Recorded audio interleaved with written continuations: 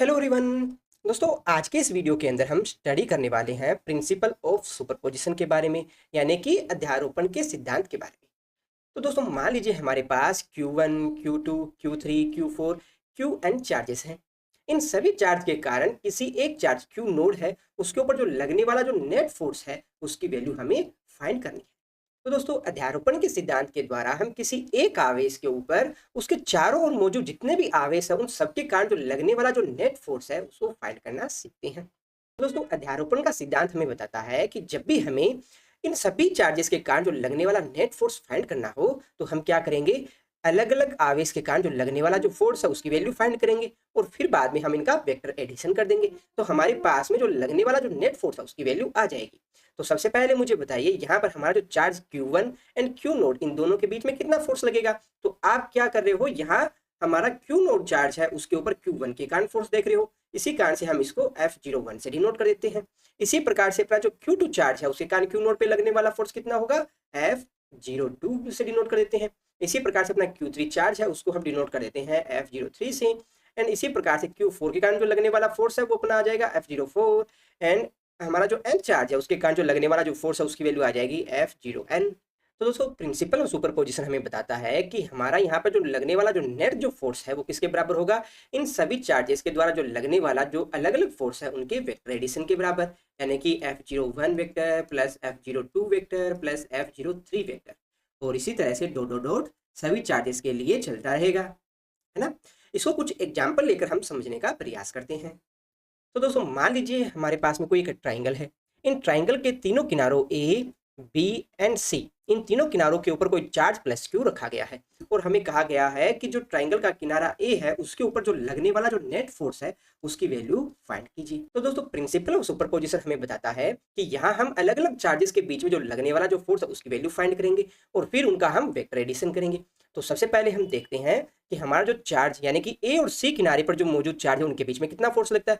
तो ये वाला जो प्लस क्यू चार्ज है वो किस डायरेक्शन में फोर्स लगाएगा, ये लगाएगा हमारा इस डायरेक्शन में फोर्स। इसको हम एफ ए सी वेक्टर से डिनोट कर देते हैं। इसी प्रकार से अगर हम देखें हमारा जो किनारा बी है उसके ऊपर जो मौजूद चार्ज है उसकी वजह से कितना फोर्स लगेगा, तो आप कहेंगे इसकी वजह से जो लगने वाला फोर्स है वो इस डायरेक्शन में लगेगा और इसकी वैल्यू बराबर आएगी अपनी एफ ए बी वेक्टर के बराबर, है ना। तो इन दोनों की अलग अलग वैल्यू बताइए। तो आप कहेंगे हमारा जो एफ ए सी वेक्टर है इसकी वैल्यू बराबर आएगी अपना के Q1 Q2 अपॉन R। अब इन दोनों के बीच की दूरी कितनी है, आप कहेंगे a है तो a स्क्वायर के बराबर आ जाएगी। एंड इसकी डायरेक्शन क्या है, तो देखिए अगर ये वाली डायरेक्शन है अपनी पॉजिटिव x डायरेक्शन है तो ये वाली जो डायरेक्शन है वो अपनी क्या होगी, नेगेटिव x डायरेक्शन होगी, यानी कि माइनस आई कैप के बराबर होगी। ठीक है। इसी प्रकार से अगर हम बात करें एफ ए बी वेक्टर की तो इसकी वैल्यू किसके बराबर होगी, के Q1 Q2 अपॉन, अब इन दोनों के बीच की दूरी कितनी है, आप कहेंगे a स्क्वायर के बराबर है ना। वो डायरेक्शन कौन सी है, तो देखिए ये वाली जो डायरेक्शन है अपनी पॉजिटिव वाई डायरेक्शन है तो ये वाली जो डायरेक्शन है ये अपनी होगी negative Y direction. And negative Y direction में हमारा जो यूनिट वेक्टर होता है वो अपना होता है माइनस जे के। ठीक है। तो यहाँ जो लगने वाला नेट फोर्स है वो किसके बराबर होगा, एफ नेट वेक्टर है वो बराबर होगा अपना F A C vector plus F A B vector, इन दोनों के वेक्टर एडिशन के बराबर होगा, है ना। तो यहाँ पर आप क्या कहोगे कि हमारा वैल्यू आ जाएगी, देखिए के क्यू स्केयर अपॉन ए स्केयर, ये तो देखिए दोनों में कॉमन आ रहा है, साथ में अपना क्या आ जाएगा माइनस आई कैप माइनस जे कैप। और माइनस आई कैप माइनस जे कैप आपको क्या शो कर रहा है कि हमारा जो रिजल्टेंट जो फोर्स जो लग रहा है वो अपना लगेगा इस डायरेक्शन में। और दोस्तों, इसे अगर आप मैग्नीट्यूड की फॉर्म में दिखाना चाहो तो क्या हो जाएगा, अपना एफ नेट वेक्टर है इसका मैग्नीट्यूड किसके बराबर आ जाएगा, ये बराबर आ जाएगा अपना के क्यू स्क्वायर अपॉन ए स्क्वायर। और इसका मैग्नीट्यूड किसके बराबर होगा, ये बराबर होगा अपना अंडर ऑफ, यहाँ I cap square and J cap square करोगे तो यहाँ वैल्यू आ जाएगी अपना 2 के बराबर आ जाएगी। तो फाइनली जो नेट फोर्स जो लग रहा है वो किसके बराबर हो जाएगा, अपना अंडर 2 के क्यू स्क्वायर अपॉन ए स्क्वायर के बराबर लगेगा। काफी इंपॉर्टेंट रिजल्ट है। दोस्तों, एक क्वेश्चन और देखते हैं इसी के ऊपर। तो मान लीजिए हमें कोई एक स्क्वायर दे रखा है जिसके चारों किनारों के ऊपर हमें charge Q and Q by under 2 दे रखा है। इस स्क्वायर की एक भुजा है उसकी लेंथ हमें दी गई है a। तो हमें किसी एक कॉर्नर के ऊपर जो लगने वाला जो नेट फोर्स है उसकी वैल्यू फाइंड करनी है। तो हमारा अध्यारोपण का सिद्धांत हमें बताता है कि यहाँ पर सभी चार्जेस के द्वारा जो लगने वाला जो अलग अलग फोर्स है उसकी वैल्यू हम फाइंड करेंगे और उनका वेक्टर एडिशन करेंगे। तो सबसे पहले देखते हैं हमारा इस चार्ज के कारण जो लगने वाला जो फोर्स है वो किसके बराबर होगा। तो आप कहेंगे हम इसके द्वारा जो लगने वाला जो फोर्स है वो हमारा लगेगा इस डायरेक्शन में, जिसको हम F01 वेक्टर से डिनोट कर देते हैं। इसी प्रकार से हमारा जो ये वाला जो चार्ज है, इसकी वजह से जो लगने वाला जो फोर्स है वो किस डायरेक्शन में लगेगा, आप कहेंगे इसके कारण जो लगने वाला फोर्स है वो हमारा लगेगा इस डायरेक्शन में, जिसको हम F02 वेक्टर से डिनोट कर देते हैं। एंड एक हमारा इस चार्ज के कारण फोर्स लगेगा, जिसको हम F03 से डिनोट कर देते हैं। तो लगने वाला जो नेट फोर्स है वो किसके बराबर होगा, एफ नेट वेक्टर है वो बराबर होगा अपना F01 vector plus F02 vector plus F03 vector. तो दोस्तों अब इन तीनों फोर्स की 1 बाय 1 वैल्यू फाइंड करते हैं और यहाँ इस इक्वेशन में रखते हैं। सबसे पहले इस क्यू चार्ज की वजह से जो लगने वाला जो फोर्स है वो किस डायरेक्शन में लगेगा, वो लग रहा है अपना पॉजिटिव एक्स डायरेक्शन में। ठीक है, तो लगने वाला जो फोर्स हो किसके बराबर होगा, F01 वेक्टर बराबर होगा अपना के Q1 Q2। तो Q1 है अपना Q के बराबर, Q2 है अपना Q बाई अंडर 2 के बराबर। एंड दोनों के बीच की डिस्टेंस कितनी है, तो हमारा ये स्क्वायर है, स्क्वायर की वन साइड अपने को ए दे रखी है, यानी कि ए स्क्वायर के बराबर होगा। एंड साथ में अपना यूनिट वेक्टर क्या आएगा, देखिए पॉजिटिव एक्स डायरेक्शन में है तो यूनिट वेक्टर आएगा अपना आई कैप। ठीक है, तो ये अपना आ गया इस क्यू चार्ज के कारण लगने वाला फोर्स। अब दोस्तों बात करते हैं इस चार्ज के कारण लगने वाला फोर्स। तो इसके कारण जो लगने वाला फोर्स है वो हमारा लगेगा इस डायरेक्शन में, जिसको हमने F02 वेक्टर से डिनोट किया है। एंड उसकी वैल्यू किसके बराबर होगी, तो हमारा जो F02 है ये किसके बराबर होगा, के Q1 Q2। तो Q1 की वैल्यू है Q by under 2 and Q2 है वो भी है अपना Q बाई अंडर 2 एंड नीचे आएगा अपना R स्क्वायर। और R क्या है अपनी ये वाली जो दूरी, तो यहाँ पर देखिए ये वाली दूरी है वो आपको ए दे रखी है, तो पाइथागोरस से आप R की वैल्यू फाइंड कर सकते हो। क्या होगी भाई R की वैल्यू, R हमारा बराबर आएगा under root of A square plus A square के बराबर आएगा, यानी कि अंडर 2a के बराबर आएगा। तो यहाँ पर जब ये वैल्यू रखोगे तो आपके पास क्या वैल्यू आ जाएगी, अंडर 2a स्क्वायर आ जाएगा। अब दोस्तों लगने वाला जो फोर्स है उसकी वैल्यू तो हमारे पास आ गई, परंतु इसकी डायरेक्शन क्या है वो भी हमें फाइंड करनी पड़ेगी। तो देखिए यहाँ पर जो बनने वाला जो टोटल एंगल है वो अपना है 90 डिग्री। तो ये एंगल कितना बन रहा है, आप कहेंगे 45 डिग्री बन रहा है। तो यहाँ पर देखिए एक्स एक्सिस के साथ यहाँ कितना एंगल बन रहा है, आप कहेंगे 45 डिग्री बन रहा है। तो इसके कंपोनेंट तैयार करते हैं। तो एक कंपोनेंट हमारा बनेगा इस डायरेक्शन में, उसकी वैल्यू किसके बराबर आएगी, F02 कोस 45 डिग्री के बराबर आएगी। दोस्तों एक कंपोनेंट हमारा बनेगा इस डायरेक्शन में, है ना, और इसकी वैल्यू किसके बराबर आएगी, ये आएगा अपना F02 साइन 45 डिग्री के बराबर। ठीक है, एंड इनके यूनिट वेक्टर लगाएं। तो देखिए ये वाला जो फोर्स है ये लग रहा है अपना पॉजिटिव एक्स डायरेक्शन में, तो इसके लिए हम लगाएंगे आई कैप। एंड ये वाला लग रहा है अपना पॉजिटिव वाई डायरेक्शन में, इसलिए हम लगाएंगे यहाँ जे कैप। तो F02 वेक्टर है, इसकी नेट वैल्यू किसके बराबर होगी, इसकी नेट वैल्यू अपने पास में आएगी F02 cos 45 की वैल्यू किसके बराबर होती है, 1 बाई अंडर 2 के बराबर होती है। तो मैं यहाँ 1 बाई अंडर 2 लगा देता हूँ, साथ में आएगा अपना I cap plus F02 1 by under 2 और साथ में क्या आएगा अपना जे कैप। ठीक है, तो आपने जो F02 की वैल्यू ये फाइंड की है इसको हम यहाँ ऊपर रख देते हैं। तो अपना F02 वेक्टर की वैल्यू किसके बराबर आएगी, यहाँ आ गया देखिए अपना F02 वेक्टर बराबर आ गया। देखिए ऊपर अपना जो कॉमन आता है वो कॉमन लेते हैं, पहले F02 और साथ में क्या है अपना 1 बाई अंडर 2 और ब्रैकेट में क्या आएगा आई कैप प्लस जे कैप आएगा। और इसकी वैल्यू रखेंगे तो देखिए क्या आया, के क्यू स्क्वायर। अब यहाँ पर देखिए अंडर 2 को अंडर 2 से मल्टीप्लाई करेंगे तो क्या आएगा अपने पास 2 आएगा, तो मैं 2 लिख देता हूँ। और ब्रैकेट में यहाँ कितना आएगा, देखिए अंडर 2 का स्क्वायर करेंगे तो कितना आएगा 2 और साथ में आएगा अपना ए स्क्वायर और बाहर कितना है अपना 1 बाई अंडर 2 और साथ में अपना आ जाएगा आई कैप प्लस जे कैप। तो इसको थोड़ा और सिंप्लीफाई करेंगे तो अपने पास में F02 की वैल्यू कितनी आ गई, 1 बाई 4 अंडर 2 और साथ में क्या आ जाएगा के क्यू स्क्वायर अपॉन ए स्क्वायर और साथ में आएगा अपना I cap plus J cap. अब दोस्तों इस थर्ड चार्ज के कारण जो लगने वाला फोर्स देखते हैं। तो इसके कारण जो लगने वाला जो फोर्स है वो लगेगा हमारा इस डायरेक्शन में।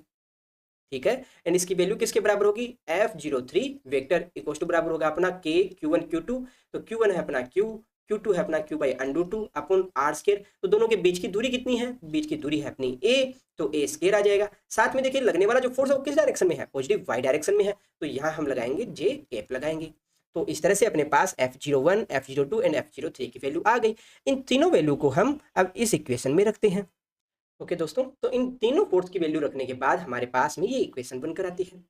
आप इनमें देख रहे हो कि हमारा जो के Q square upon under 2a square है ये तीनों में कॉमन आ रहा है ना कॉमन। तो यहाँ पर हम कॉमन ले लेते हैं, क्या लेंगे, के Q square upon under 2a square को। तो यहाँ पर अपने पास में क्या बचेगा, देखिए फर्स्ट स्टेप में हमारे पास में यहाँ बचेगा आई कैप प्लस सेकेंड स्टेप में हमारे पास में आएगा आई कैप प्लस जे कैप और नीचे क्या आएगा अपने पास 4 प्लस यहाँ क्या आएगा, यहाँ भी हमारे पास आएगा जे कैप। इसको थोड़ा और सिंप्लीफाई करेंगे तो अपने पास में क्या आ जाएगा, देखिए के Q square upon under 2a square and यहाँ पर देखिए अपना आ जाएगा 4 I cap plus I cap plus J cap plus 4 J cap and नीचे आएगा अपना 4। ठीक है, इसको थोड़ा और सिंप्लीफाई करेंगे तो आपके पास में क्या आ जाएगा, देखिए के क्यू स्केयर और 4 है उसको बाहर ले आएंगे तो 4 × 2 a² एंड साथ में याद है कि 4 आई कैप के साथ ऐड होगा तो कितना आएगा 5 आई कैप एंड यहाँ पर इन दोनों को ऐड करेंगे तो 5 जे कैप आएगा तो 5 यहाँ कॉमन आ जाएगा तो यहाँ पर क्या आ जाएगा आई कैप प्लस जे कैप आ जाएगा। ठीक है, तो ये अपना जो लगने वाला जो नेट फोर्स है उसकी वैल्यू आ गई। इसको अगर हमें मैग्नीट्यूड के फॉर्म में दिखाना हो तो क्या वैल्यू आएगी, देखिए मैग्नीट्यूड में आ जाएगा ऑफ नेट है ये बराबर आ जाएगा, देखिए 5 k² अपॉन 4 × 2 a² एंड यहाँ इसकी वैल्यू किसके बराबर आएगी, √2 के बराबर आएगी तो यहाँ इस √2 के साथ ये वाला √2 है वो कैंसिल आउट हो जाएगा तो फाइनली अपने पास में वैल्यू क्या आएगी 4a² के बराबर आएगी।